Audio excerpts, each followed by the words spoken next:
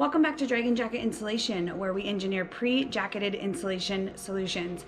Today we are on pro tip number 5, and I'm going to show you how to add butt strip material in order to connect two male ends of our straights. Stick around for a quick video, and as always, check us out at dragonjacket.com, Instagram, Facebook, and LinkedIn. Okay, so we've got our two straights. This one has been modified and cut with a splice cover added to ensure seal on that cut.